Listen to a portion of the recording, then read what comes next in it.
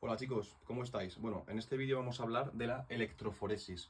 ¿Qué es la electroforesis? Bueno, la electroforesis es una técnica de separación de sustancias, de moléculas, de partículas, las cuales son sometidas a un campo eléctrico. Con lo cual, estas partículas o estas moléculas, como puedan ser ácidos nucleicos, proteínas, antígenos de membrana, anticuerpos, etcétera, deben tener una carga neta, tanto positiva como negativa. Cuando aplicamos un campo eléctrico a esta matriz porosa, que es una matriz, es un gel que lleva unos poros, normalmente suele ser geles de agarosa o de poliacrilamida.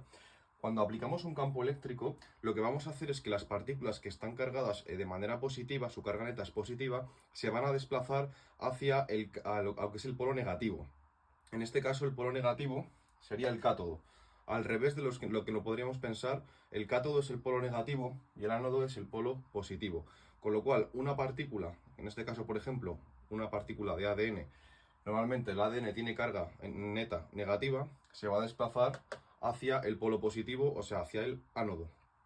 Lo mismo ocurre con las proteínas o antígenos que queramos cuantificar, que queramos determinar mediante esta técnica. Con lo cual, una técnica de separación de sustancias, de partículas sometidas a un campo eléctrico, y el desplazamiento de estas partículas en la matriz porosa, en el gel, va a venir determinada por una serie de factores como pueden ser la masa. A mayor masa, pues menos desplazamiento. De la forma, cuando la forma es irregular, tiene formas más complejas, normalmente suele quedarse más parada en la matriz, con lo cual el desplazamiento, según esa forma, también va a intervenir en lo que es el desplazamiento de la partícula.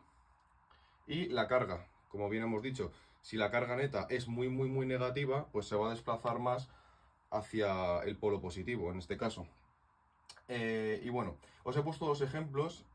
Uno de ellos es el diagnóstico de lo que es el Streptococcus pneumoniae, que es eh, la bacteria que produce alfa-hemólisis, que provoca la neumonía. ¿Cómo podemos identificar el neumococo en este caso? Bueno, pues existe un antígeno específico del neumococo, una proteína de membrana de la bacteria, y mediante lo que es, en este caso, hablaríamos de muestras de lavados broncoalveolares, de esputo del paciente. Lo que conseguimos es pues tener un conjunto de proteínas y queremos identificar si este antígeno de membrana del neumococo está presente, o sea, si la persona padece o no padece neumonía y el estado de la enfermedad. Con lo cual el antígeno, que en este caso vamos a modificarlo según el pH del medio para que tenga una carga, en este caso podamos carga negativa, se desplace hacia el ánodo. Y aquí tendríamos el anticuerpo monoclonal, que es otra proteína específica de unión a este antígeno. Si existe el antígeno en nuestra muestra, se va a desplazar hacia el ánodo al aplicar este campo eléctrico, y al, digamos, unirse con su anticuerpo específico, cuando se encuentran en proporciones óptimas, van a generar lo que se denomina como una banda de precipitado que va a ser macroscópicamente visible. En este caso, esa banda sería el lugar donde antígeno y anticuerpo contactarían y sus proporciones son ópticas. Y este precipitado, esta banda de precipitado insoluble, sería visible, con lo cual en este caso el paciente pues, sería positivo en este caso en Streptococcus pneumoniae, en neumonía. Y otro ejemplo que os he puesto es el diagnóstico de la toxoplasmosis. Bueno, la toxoplasmosis también se identifica, se determina mediante una PCR, una amplificación de su material genético. Recordemos que la toxoplasmosis es una enfermedad provocada por un parásito. Se haría una PCR, una amplificación de su genoma, y luego ese ácido nucleico, una vez purificado, pues se sometería a una electroforesis. En este caso la determinación sería positiva si encontramos una banda de un tamaño de 450 pares de bases, ¿vale? Entonces esa banda visible mediante, digamos, luz ultravioleta, pues podríamos determinar que en este caso el paciente pues padecería toxoplasmosis.